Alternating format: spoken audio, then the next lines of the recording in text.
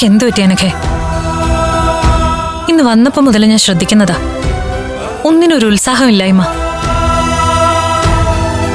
കുട്ടികൾ റാങ്ക് ലിസ്റ്റിലുണ്ടെന്ന് അറിഞ്ഞിട്ട് പോലും മനസ്സ് തുറന്ന് നീ ഒന്ന് ചിരിച്ചില്ലല്ലോ. എന്തുപറ്റി? ഒന്നുമില്ല. ഇതെല്ലാവരുടെ സ്ഥിരം ഭാഷയാ. മനസ്സിൽ ഒരുപാട് വിഷമമുള്ളപ്പോഴാ നമ്മൾ ഒന്നുമില്ലാന്ന് പറയുന്നേ.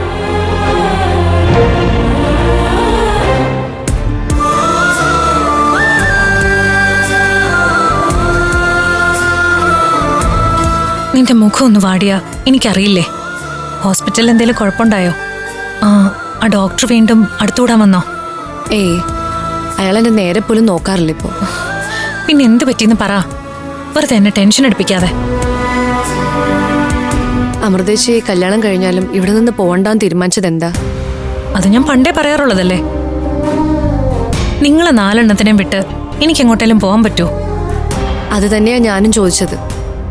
അമൃതേശിക്കും ആഗ്രഹം ഉണ്ടാവില്ലേ ഭർത്താവിന്റെ കൂടെ ആഘോഷത്തോടെ ജീവിക്കാൻ? ഇവിടെ എന്താ ആഘോഷത്തിന് കുറവ്?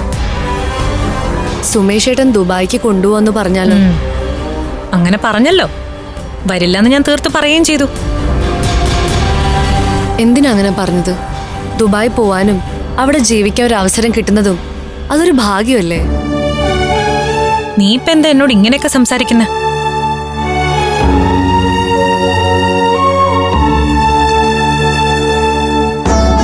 എന്താടി നിന്റെ മനസ്സില്? ഇങ്ങോട്ട് നോക്കിക്കേ. നോക്കാൻ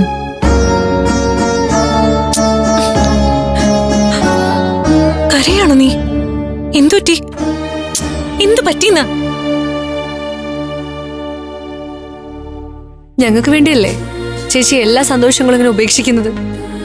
എന്തിനാ ചേച്ചി ഞങ്ങൾക്ക് വേണ്ടി ഇങ്ങനെ സ്വന്തം ജീവിതം ഇല്ലാതാക്കുന്നത്? നിങ്ങൾക്ക് വേണ്ടി അല്ലാതെ ഞാൻ പിന്നെ ആർക്ക് വേണ്ടി ജീവിക്കണം? നിങ്ങളുടെ മുഖത്തേക്ക് നോക്കുമ്പോഴുള്ള സന്തോഷം എനിക്ക് ദുബായിലോ അമേരിക്കയിലൊന്നും പോയാൽ കിട്ടില്ല. ഇതെന്താ ഇപ്പൊ ഇങ്ങനെയൊക്കെ തോന്നാൻ? അല്ല, ഒന്ന് ആലോചിച്ചു നോക്കിയാൽ തന്നെ ചേച്ചിക്ക് തോന്നുന്നില്ലേ? എന്ത്? ഒരു ജീവിതമുള്ളത് അനിയത്തിമാർക്ക് വേണ്ടി ത്യജിച്ച് ജീവിക്കേണ്ടതാണോന്ന്? പെണ്ണെ, ആവശ്യമില്ലാത്ത കാര്യങ്ങളൊന്നും ചിന്തിച്ചു കൂട്ടണ്ട. ഞാൻ ഇങ്ങനെയൊക്കെ തന്നെ ആയിരിക്കും. കല്യാണം കഴിഞ്ഞാലും എന്റെ രീതികളും സ്വഭാവങ്ങളും ഒന്നും മാറാൻ പോകുന്നില്ല.